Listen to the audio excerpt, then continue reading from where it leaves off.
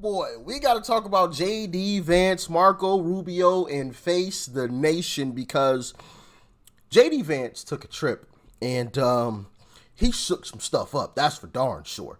Okay, and you know what he did. Okay, speaking to these European leaders, it reminds me of a saying that I heard a long time ago, and that saying is, "There's a key difference between best friends and friends.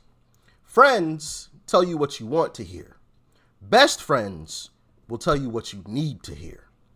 And I think that is exactly, or that describes exactly what JD Vance did at the Munich Security Conference when he was speaking to these European leaders. And I'm gonna play one clip from it. I'm not gonna play the entire speech because it's rather long. I've got about a 3-minute clip to play for you all, but he gave them a heavy dose of some truth. And here's part of that speech. Let's dive in. And unfortunately, when I look at Europe today, it's sometimes not so clear what happened to some of the Cold War's winners. I look to Brussels, where EU commissars warn citizens that they intend to shut down social media during times of civil unrest the moment they spot what they've judged to be, quote, hateful content. Or to this very country, where police have carried out raids against citizens suspected of posting anti-feminist comments online as part of, quote, combating misogyny on the internet, a day of action. I look to Sweden, where 2 weeks ago the government convicted a Christian activist for participating in Koran burnings that resulted in his friend's murder. And as the judge in his case chillingly noted, Sweden's laws to supposedly protect free expression do not, in fact, grant, and I'm quoting, a free pass to do or say anything without risking offending the group that holds that belief. And perhaps most concerningly, I look to our very dear friends, the United Kingdom, where the backslide away from conscience rights has placed the basic liberties of religious Britons in particular in the crosshairs. A little over 2 years ago, the British government charged Adam Smith Connor, a 51-year-old physiotherapist and an Army veteran, with the heinous crime of standing 50 meters from an abortion clinic and silently praying for 3 minutes. Not obstructing anyone, not interacting with anyone, just silently praying on his own. And after British law enforcement spotted him and demanded to know what he was praying for, Adam replied simply, it was on behalf of the unborn son he and his former girlfriend had aborted years before. Now, the officers were not moved. Adam was found guilty of breaking the government's new buffer zones law, which criminalizes silent prayer and other actions that could influence a person's decision within 200 meters of an abortion facility. He was sentenced to pay thousands of pounds in legal costs to the prosecution.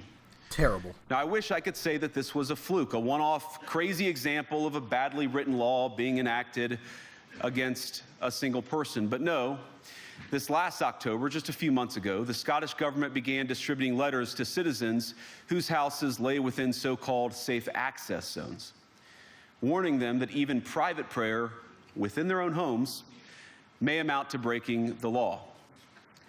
Naturally, the government urged readers to report any fellow citizens suspected guilty of thought crime.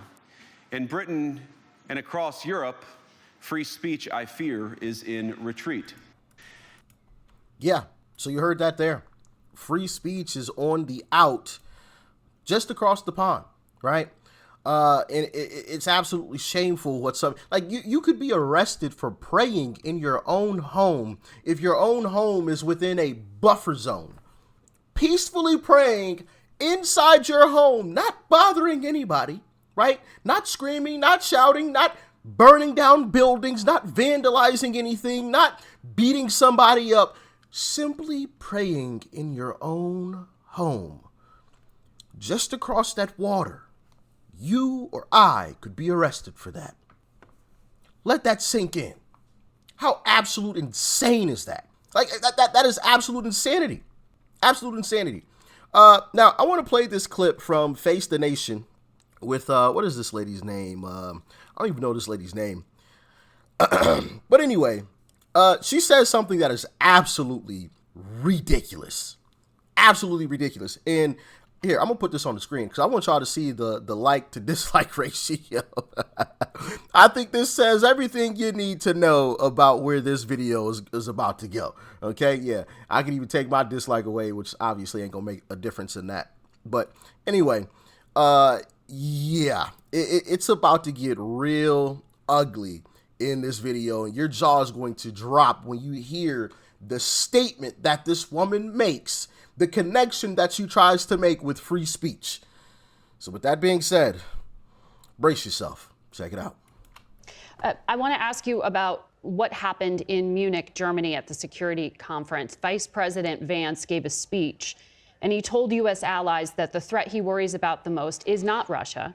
It is not China. He called it the threat from within, and he lectured about what he described as censorship, mainly focusing, though, on including more views from the right. He also met with the leader of a far-right party known as the AfD, which, as you know, is under investigation and monitoring by German intelligence because of extremism. Notice she just says extremism. She doesn't like go into detail, doesn't describe it, doesn't say what exactly happened, just extremism. Once again, if you guys remember the video from yesterday, this is what Democrats do. They lie by omission. They leave out parts of the story to create a narrative. They think they're slick. And also this whole situation with this far right party sounds like what they did to Trump, doesn't it? I'm just saying. What did all of this accomplish other than irritating our allies? Why would our allies or anybody be irritated by free speech and by someone giving their opinion? We are, after all, democracies. The Munich Security Conference is largely a conference of democracies in which one of the things that we cherish and value is the ability to speak freely and provide your opinions. And so I think if anyone's angry about his word, they don't have to agree with him, but to be angry about it, I think actually makes his point. I thought it was actually a pretty historic speech, whether you agree with him or not. I think the valid points he's making to Europe is we are concerned that the true values that we share, the values that bind us together with Europe, are things like free speech and democracy and our shared history in winning 2 world wars and defeating Soviet communism and the like. These are the values that we shared in common. And in that Cold War, we fought against things like censorship and oppression and so forth. And when you see backsliding and you raise that, that's a very valid concern. We can't tell them how to run their countries. He simply expressed in a speech his view of it, which a lot of people frankly share. And I thought he said a lot of things in that speech that needed to be said.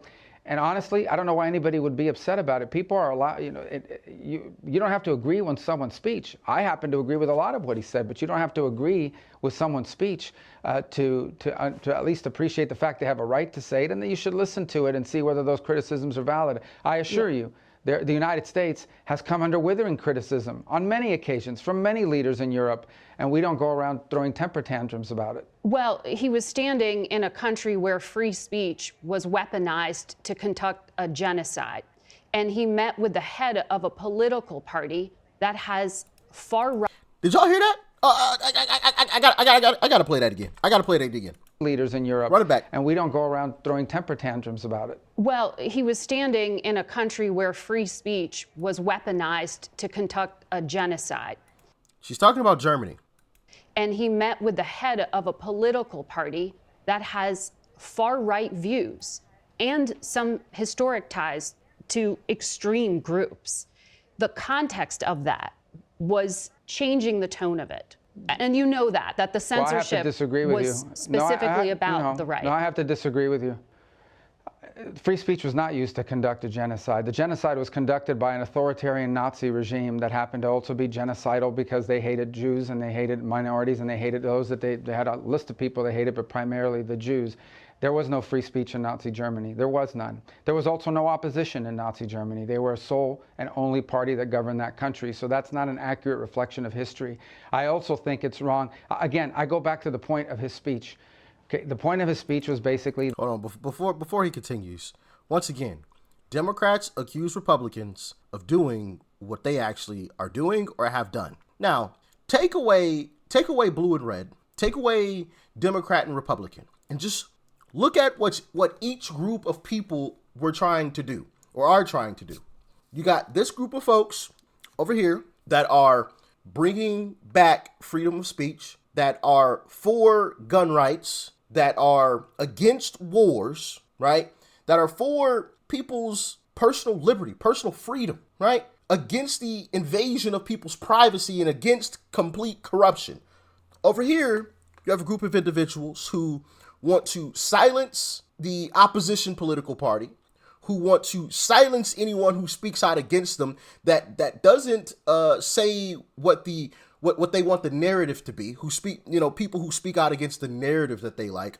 This side wants to basically silence all opposition.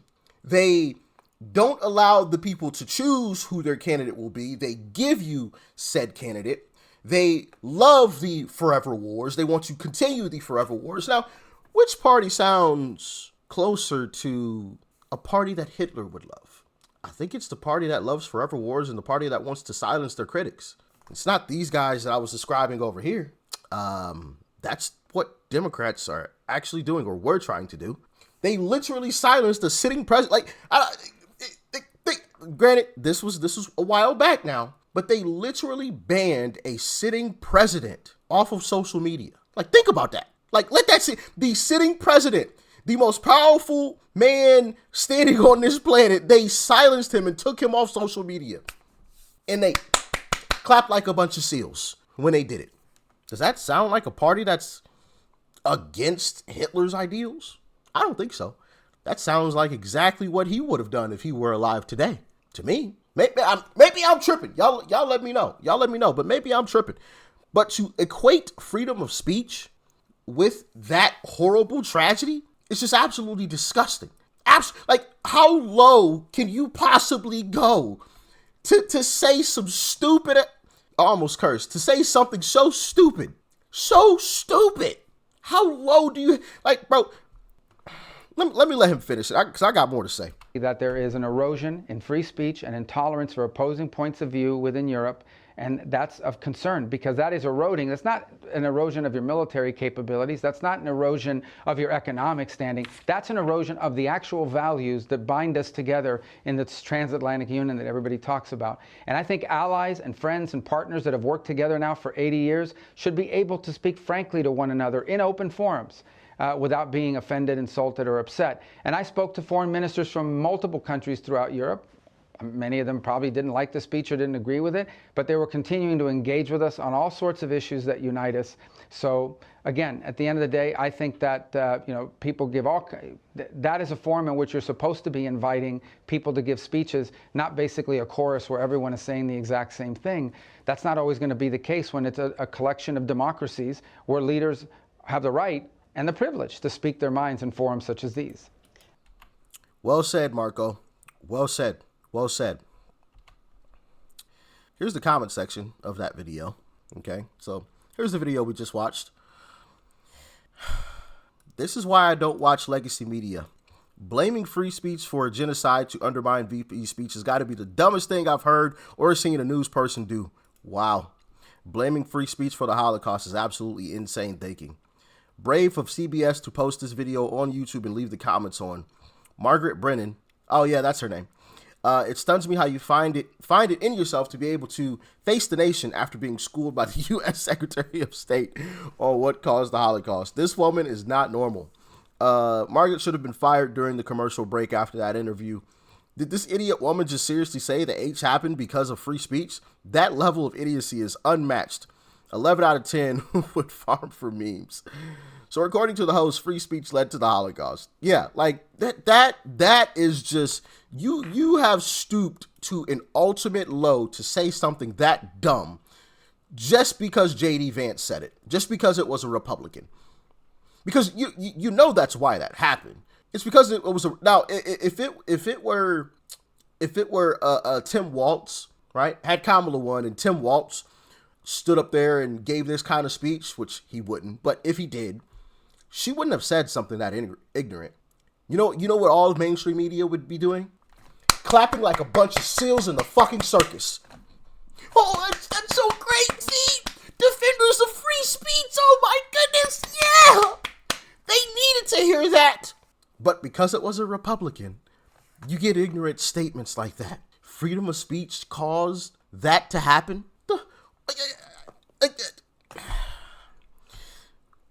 This just goes to show, like, they don't care how low they stoop. You know, part of me kind of believes that internally some of these networks have just determined that there's no saving it.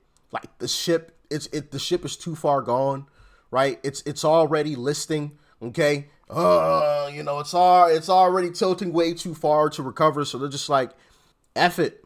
Let it rip, you know? Have at it. Do what you want, say what you want. Doesn't matter. We're going down anyway. There's no saving this thing. It's only a matter of time. You know? Like, to say something like that's the only logical thing that I could think of why something like that would come out of somebody's mouth on national television. It's too late to save the ship. Do whatever. But what do y'all think? Let me know. Shout out to Marco Rubio for perfectly answering those questions. Perfect. Well done. Well done. What a shame. A disgrace to face the nation, man. Absolute disgrace. Not a true news network. Garbage network, in my humble opinion. But thank you, I guess, for making folks like myself and others in independent media a lot more popular with your propaganda. Okay? So I guess thank you to Face the Nation. Appreciate you. Peace and love, everybody. I'm out.